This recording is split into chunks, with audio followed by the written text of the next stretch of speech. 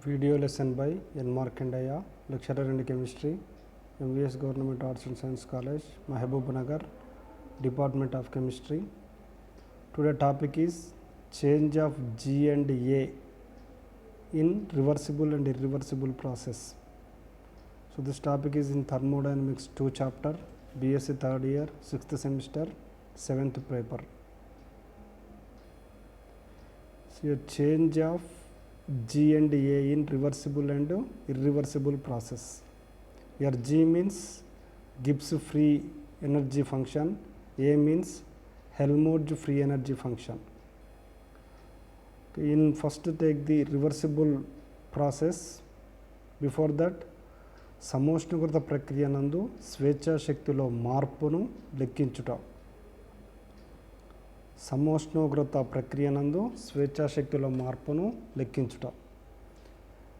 So ఈ ప్రక్రియలో సమోష్ణోగ్రత ప్రక్రియ అంటే ఇన్ ఐసోథర్మల్ ప్రాసెస్ ఉష్ణోగ్రత స్థిరంగా ఉంటుంది, కానీ స్థిర ఉష్ణోగ్రత స్థిరంగా ఉంటుంది.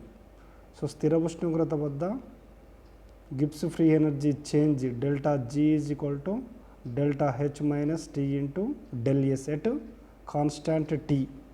At constant T, so ఇది వస్తుంది మనకి delta G is equal to delta H minus T into delta S. Next సమోష్ణోగ్రత ప్రక్రియ నందు delta H also 0 because delta H also 0. So here in సమోష్ణోగ్రత ప్రక్రియ నందు ఎంట్రోపీలో మార్పు delta S is equal to 2.303 NR log V2 by V1. So from this we can write here delta G is equal to in సమోష్ణోగ్రత ప్రక్రియలో ఉష్ణం అనేది 0 ఉంటుంది కాబట్టికే nothing but delta H also so 0. So therefore minus 2.303 nRT, so log V2 by V1. So in delta G is equal to change in Gibbs free energy. So N is equal to number of moles participated in expansion, R is equal to rate constant, T is equal to temperature, V1 is initial pressure and V2 is final pressure. So in సమోష్ణోగ్రత ప్రక్రియ నందు సమోష్ణోగ్రత ప్రక్రియ అనేది మనకి boil నియమం వర్తిస్తుంది. So boil నియమం ప్రకారము సో P అనేది ఎట్లా ఉంటుంది మనకి,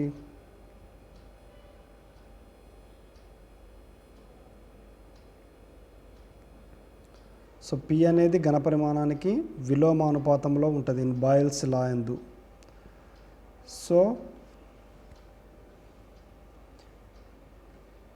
V2 by V1 is equal to ఏమొస్తుంది అంటే P1 by P2 రావడం జరుగుతుంది. కాబట్టి ఇన్ వాల్యూమ్లలో ఇచ్చినప్పుడు so Gibbs free energy change is equal to minus 2.303 NRT log V2 by V1. In పీడనాలలో ఇచ్చినప్పుడు delta G is equal to minus 2.303 NRT log of P1 by P2. So next ఉత్క్రమణీయ అనుత్క్రమణీయ ప్రక్రియలందు స్వేచ్ఛాశక్తిలో మార్పును లెక్కించుట. సియర్ ఇన్ ఉత్క్రమణీయ ప్రక్రియ నందు ఫస్ట్ చూద్దాము. ఇన్ రివర్సిబుల్ ప్రాసెస్ గిబ్స్ స్వేచ్ఛాశక్తి equation is G is equal to H minus TS. So but ఇయర్ H is equal to H means enthalpy, enthalpy is equal to E plus PV, E plus PV. Here E is equal to internal energy, P pressure, V value. So therefore this H substituted in the G equation.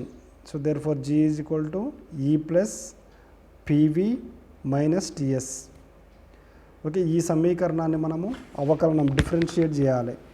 Differentiate చేస్తే DG is equal to DE plus first take P constant. So then differentiate V is equal to dV plus V constant, differentiate P dP minus T constant, differentiate S is equal to ds minus S constant, differentiate T is equal to dt. So we can get this equation dg is equal to d E plus P into d V plus V into d P minus T into d S minus S into d T after differentiating.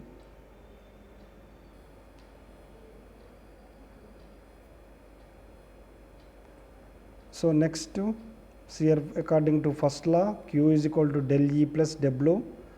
W is equal to మనకు తెలుసు P into del V. అంటే స్థిరపీడనానికి వ్యతిరేకంగా వాయు వ్యాకోచం చెందినప్పుడు జరిగినటువంటి పని W is equal to P into dV. So దాని ప్రకారము Q is equal to del E plus P into dV. So ఈ Q విలువని తీసుకుపోయి మనము ఇక్కడ రాయాలి. సో Q ఇక del G is equal to ఏమొస్తుంది, del E plus P into d V ఉంటుంది చూడండి. అందులో del E plus P into d V first two terms దగ్గర మనం ఏం రాయాలంటే క్యూ రాయొచ్చు. Therefore del G is equal to Q plus V into d P minus T into d S minus S into d T. ఇక్కడ స్థిర ఉష్ణోగ్రత వద్ద yes into DT is equal to 0. స్థిర ఉష్ణోగ్రత వద్ద ఉష్ణోగ్రత మార్పు డిటి 0 అవుతుంది. కాబట్టి ఇక టోటల్గా S into DT is equal to కూడా 0 అవుతుంది. అదే స్థిరపీడనం దగ్గర V into dP is equal to 0 అవుతుంది. స్థిరపీడనం దగ్గర పీడనం మాత్రమే స్థిరంగా ఉంటుంది, కానీ పీడనంలో మార్పు డిపి ఈజ్ ఈక్వల్ టు 0 ఉంటుంది. So at constant temperature and pressure, so del G is equal to Q minus T into del S. So according to entropy change equation, delta S is equal to Q reversible by T is equal to T. From that T into del S is equal to Q reversible. Okay, because మనం దీన్ని ఉత్క్రమణీయ ప్రక్రియలో చూస్తున్నాము కాబట్టి T into del S is equal to Q reversible వస్తుంది. So therefore పై సమీకరణములో ఏమవుతుంది, ఈ సమీకరణంలో delta G is equal to Q minus queue reversible అవుతుంది. సో ఉత్క్రమణీయ ప్రక్రియ నందు క్యూ ఈజ్ ఈక్వల్ టు కూడా ఏమవుతుంది, క్యూ రివర్సిబుల్గా రాసుకున్నాం అనుకోండి. అప్పుడు delta G is equal to q reversible minus queue reversible అవుతుంది. సో ఇది మ్యూచువల్లీ క్యాన్సిల్ అయితే మనకి delta G is equal to ఏమొస్తుందంటే 0 రావడం జరుగుతుంది. ఓకే, సో దేర్ఫోర్ ఉత్క్రమణీయ ప్రక్రియ నందు స్వేచ్ఛా శక్తి అనేది స్థిరముగా ఉంటుంది. స్థిరంగా ఉంటుంది. సో ఇది ఉత్క్రమణీయ ప్రక్రియలో జరిగేటటువంటి మార్పు. Next irreversible process. In irreversible process Q is equal to queue irreversible. So there according to this equation, so Q irreversible minus queue reversible. So మనకు తెలుసు W reversible greater than W irreversible. అంటే ఉత్క్రమణీయ ప్రక్రియలో జరిగినటువంటి పని అనుత్క్రమణీయ ప్రక్రియలో జరిగిన పని కన్నా ఎక్కువగా ఉంటుంది. సో కాబట్టి ఉత్క్రమణీయ ప్రక్రియలో గ్రహించినటువంటి ఉష్ణము కూడా అనుత్క్రమణీయ ప్రక్రియలో గ్రహించిన ఉష్ణం కన్నా ఆటోమేటిక్గా ఎక్కువగా ఉంటుంది. కాబట్టికే సో ఏమవుతుంది, del G is equal to queue irreversible minus queue reversible. So అప్పుడు ఏమవుతుంది, q irreversible less than q reversible. కాబట్టికే del G is equal to ఏమవుతుంది అంటే మైనస్ నెగిటివ్ అవుతుంది. సో అంటే del G is equal to negative charge ఉంటుంది. So అంటే అనుత్క్రమణీయ ప్రక్రియ నందు స్వేచ్ఛాశక్తి ఏమవుతుందంటే తగ్గుతుంది. అనుత్క్రమణీయ ప్రక్రియ నందు స్వేచ్ఛాశక్తి అనేది నెగిటివ్ ఛార్జ్ రావడం జరుగుతుంది. ఓకే, ఇది ఉత్క్రమణీయ అనుత్క్రమణీయ ప్రక్రియల నందు స్వేచ్ఛాశక్తిలో మార్పు. ఓకే, ఉత్క్రమణీయ ప్రక్రియ నందు స్వేచ్ఛాశక్తి అనేది స్థిరంగా ఉంటుంది. అనుత్క్రమణీయ ప్రక్రియ నందు స్వేచ్ఛాశక్తి అనేది నెగిటివ్గా ఉండడం జరుగుతుంది. సో నెక్స్ట్, స్థిర ఉష్ణోగ్రత పీడనాల వద్ద స్వచ్ఛంద చర్యకు గల అవకాశమును సూచిస్తుంది. డెల్టా జీ విలువ అనేది స్థిర ఉష్ణోగ్రత పీడనాల వద్ద స్వచ్ఛంద చర్యకు గల అవకాశమును మనకు సూచిస్తుంది. Delta G is equal to negative అయినా చర్య స్వచ్ఛందంగా జరుగుతుంది. సో ఇప్పుడు ఇక్కడ చూసినాం ఇర్రివర్సిబుల్ ప్రాసెస్, అనుత్క్రమణ all irreversible process are the spontaneous process. So in irreversible process delta is equal to negative. If the delta is equal to negative అయినా ఆ చర్య spontaneous reaction. If delta is equal to positive అయినా చర్య అస్వచ్ఛంద చర్య, non spontaneous reaction, అనగా చర్య జరగదు. If reaction is not occur when delta G is equal to positive. Okay, delta G is equal to negative, so the reaction is the spontaneous reaction. If delta G is equal to zero అయినా చర్య సమతా స్థితిలో ఉంటుంది. At the delta G is equal to zero, so reaction will be in equilibrium state. So పై అంశాలు అన్నీ ఉష్ణ రసాయన చర్యకు వర్తిస్తవి. ఉష్ణ రసాయన చర్యకు వర్తించడం జరుగుతుంది. ఓకే, నెక్స్ట్ స్వేచ్ఛాశక్తిలో మార్పు సమతాస్థితి స్థిరాంకాల మధ్య ఉన్న సంబంధము. ఇక చూడండి, స్వేచ్ఛాశక్తుల మార్పు delta G is equal to -2.303 RT log K. ఇక్కడ K అనేది ఏంటిదంటే సమతాస్థితి స్థిరాంకము. సో స్వేచ్ఛాశక్తిలో మార్పు అంటే డెల్టా జీకి మరియు సమతాస్థితి స్థిరాంకము Kకు మధ్యన ఉన్న సంబంధం ఇది. So if K is equal to 1 అయితే, so log 1 is equal to 0 కాబట్టి ఇక total del G is equal to కూడా ఏమవుతుంది, 0 అవుతుంది. సో అంటే చర్య అనేది సమతాస్థితిలో ఉంటుంది ఎప్పుడు K ఈజ్ ఈక్వల్ టు 1 అయితే. If K is equal to greater than 1 అయింది అనుకోండి, సో గ్రేటర్ దాన్ 1 అయితే, so then del G is equal to ఏమవుతుంది అంటే నెగిటివ్ అవుతుంది. అప్పుడు చర్య అనేది ఏమవుతుంది, స్వచ్ఛందంగా చర్య అనేది జరుగుతుంది.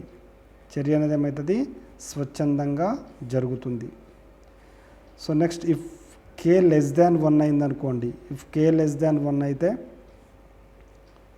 సో చర్య స్వచ్ఛందంగా జరుగుతుంది అంటే పురోగామి చర్య అవుతుంది. సో అంటే చర్య అనేది ఫార్వర్డ్ రియాక్షను, సో స్వచ్ఛంద చర్యగా పిలుస్తాము. So if K less than 1 అయింది అనుకోండి, so then del G is equal to positive అవుతుంది, మైనస్ ఇంటూ మైనస్ పాజిటివ్ అవుతుంది. సో అప్పుడు పాజిటివ్ అయినప్పుడు చర్య అనేది మనకు జరగదు. సో అది అస్వచ్ఛంద చర్యగా మనకి ఉండడం జరుగుతుంది. సో అంటే పురోగామి చర్య అనేది అస్వచ్ఛంద చర్య. సో కాబట్టికే ఏం జరగడానికి అవకాశం ఉంటుంది, తిరోగామి చర్య జరగడానికి అవకాశం అనేది ఉండడం జరుగుతుంది. సో ఇది స్వేచ్ఛా శక్తిలో మార్పుకి మరియు సమతా స్థిరాంకానికి మధ్యన ఉండేటటువంటి సంబంధము. Delta G is equal to -2.303 RT log K. ఇక్కడ K అనేది సమతా స్థితి స్థిరాంకము. ఈ సమతా స్థితి స్థిరాంకం మీద డిపెండ్ అయి సో చర్య అనేది జరుగుతుందా జరగదా అనేది మనం చెప్పొచ్చు. అంటే ఒక చర్య అనేది spontaneous reaction so non spontaneous reaction అనేది మనము చెప్పడానికి అవకాశం ఉండడం జరుగుతుంది అన్నట్టు. So if K is equal to 1, so then del G is equal to 0, so then reaction will be in equilibrium state. If K greater than 0, then del G is equal to negative. So reaction is the spontaneous reaction. If K less than 1, then del G is equal to positive. So reaction is the non-spontaneous reaction.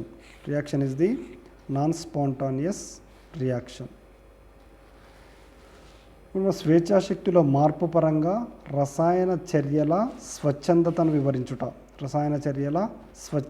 వివరించుట. Cr H2 plus Cl2. ఇక్కడ చూడండి మనకి H2 plus Cl2 gives rise to 2HCl. ఇక్కడ delta H is equal to negative మరియు delta S is equal to కూడా negative ఉందనుకోండి.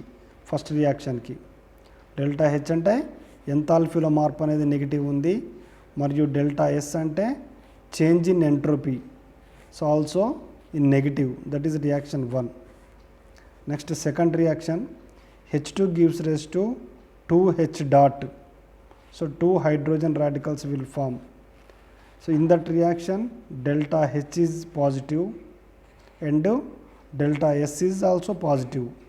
అంటే change in enthalpy positive and change in entropy also positive. That is the second reaction. Okay, so ఎంట్రోపీలో మార్పు పరంగా రెండవ చర్య స్వచ్ఛంద చర్య. ఎంట్రోపీలో according to change of entropy second reaction is the spontaneous reaction. So first reaction is the non-spontaneous reaction. Okay, according to change in entropy. కానీ ప్రయోగపూర్వకంగా గది ఉష్ణోగ్రత వద్ద ఒకటవ చర్యనేమో జరుగుతుంది, రెండవ చర్యనేమో జరగడం లేదు. సో అంటే theoretically second reaction is spontaneous reaction, first reaction is non spontaneous reaction. So but experimentally first reaction is the spontaneous reaction, second reaction is the non-spontaneous reaction. So this is explained in terms of delta G. This is explained in terms of delta G. So if delta G is equal to negative అయినా చర్య స్వచ్ఛందంగా జరుగుతుంది. So దీన్ని మనము delta G పరంగా చెప్పొచ్చు. C R at constant temperature delta G is equal to ఏమొచ్చింది మనకి delta H minus T into delta S వచ్చింది. సో పై సమీకరణం ప్రకారము డెల్టా జీ 5 పరిస్థితులలో నెగిటివ్ అవుతుంది. అంటే ఇక పై సమీకరణం అనేది delta G is equal to delta H minus T into delta S. Here delta is change in Gibbs free energy, delta H is change in enthalpy, delta S is change in entropy. So ఈ సమీకరణం ప్రకారము delta G అనేది 5 పరిస్థితులలో negative అవుతుంది. కాబట్టి 5 పరిస్థితులలో so చర్య అనేది స్పాంటానియస్ చర్యగా ఉంటుంది. ఫస్ట్ది delta H is equal to 0 ఉండి మరియు delta S is equal to positive ఉందనుకోండి. Delta H is equal to 0 ఉండి delta S is equal to positive ఉంటే ఈ సమీకరణం ప్రకారము ఏమవుతుంది, delta G is equal to negative వస్తుంది. Delta G is equal to ఏమొస్తుంది, నెగిటివ్ వస్తుంది. సో అంటే delta G is equal to negative వచ్చిందంటే చర్య ఏమవుతుంది, స్పాంటానియస్ రియాక్షన్ అవుతుంది. సో కాబట్టికే delta H is equal to 0 delta S is equal to positive అయినా అన్ని ఉష్ణోగ్రతల వద్ద చర్య స్వచ్ఛందంగా జరుగుతుంది. అన్ని ఉష్ణోగ్రతల వద్ద చర్య స్వచ్ఛందంగా జరుగుతుంది.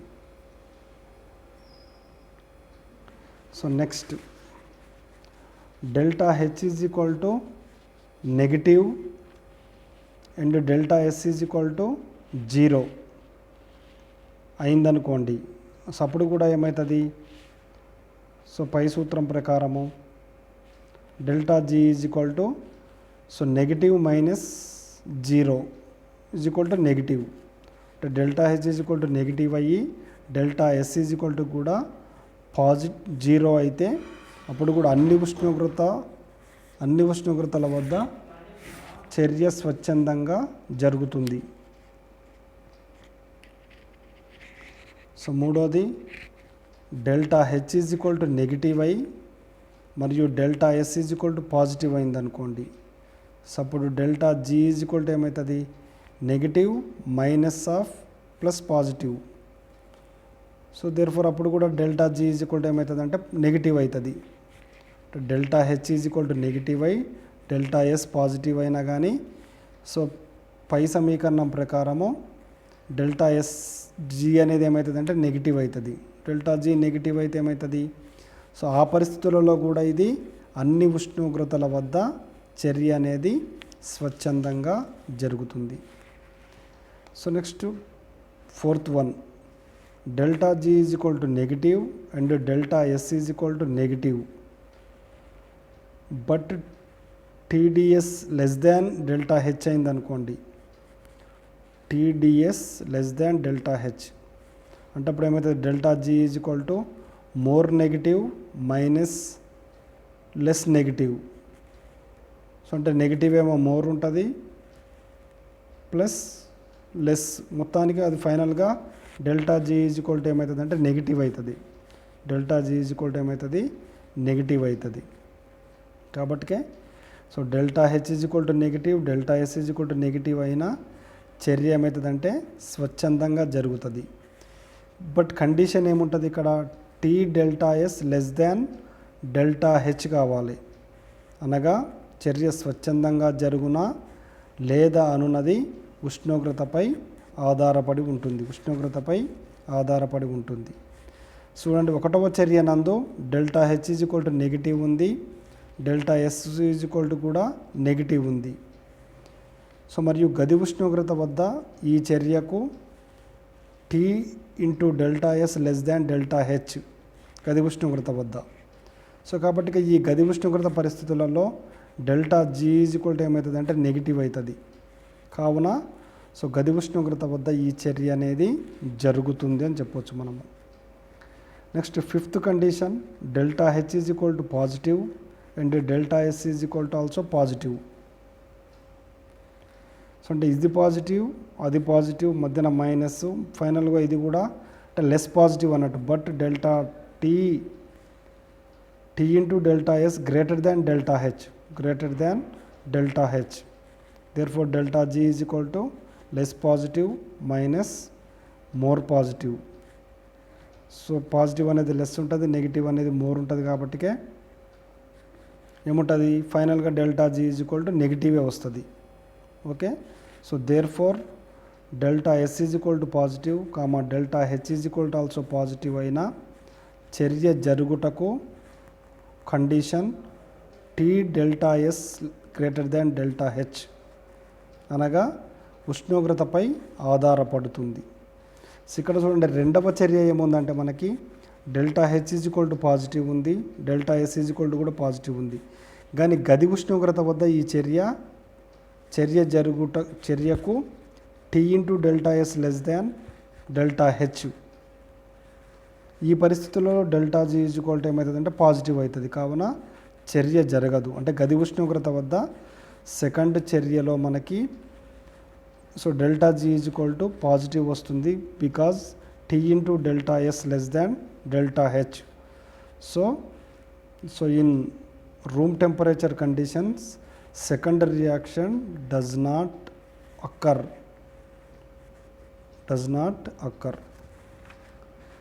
సో ఓకే, ఇది మనకి సో అంటే ఫైనల్గా స్వేచ్ఛాశక్తిలో మార్పు పరంగా రసాయన చర్యల యొక్క స్వచ్ఛందతను మనము వివరించవచ్చు. సో అంటే జనరల్గా ఎంట్రోపీ మార్పు పరంగా, ఎంథాల్పీలో మార్పు పరంగా మనము సో కరెక్ట్గా వివరించలేము. కానీ సో డెల్టా జీ పరంగా గిబ్స్ స్వేచ్ఛాశక్తిలో మార్పు పరంగా మనము సో దాన్ని మనం వివరించడం జరుగుతుంది. గిబ్స్ స్వేచ్ఛాశక్తిలో మార్పు అనేది నెగిటివ్ అయితే ఆ చర్య అనేది ఎప్పుడు కూడా స్వచ్ఛందంగా జరుగుతుంది. సో ఇక్కడ delta G is equal to delta H minus T delta S. So మనకు కాకపోతే కండిషన్లు ఉంటాయి. 5 కండిషన్లలో మనకు delta G is equal to negative వస్తుంది. ఆ 5 కండిషన్లలో కూడా మనకి రియాక్షన్ అనేది స్పాంటానియస్ రియాక్షన్గా ఉంటుంది. ఫస్ట్ కండిషన్ ఏంటంటే delta H is equal to 0 ఉండి డెల్టా ఎస్ అనేది పాజిటివ్ ఉండాలి. సో సెకండ్ కండిషన్ ఏముంది మనకి డెల్టా హెచ్ అనేది నెగిటివ్ ఉండి డెల్టా ఎస్ అనేది కూడా 0 ఉండాలి. సో 3వ కండిషన్ ఏంది డెల్టా హెచ్ అనేది నెగిటివ్ ఉండాలి, డెల్టా ఎస్ అనేది పాజిటివ్ ఉంటే మనకి చర్య స్వచ్ఛందంగా జరుగుతుంది.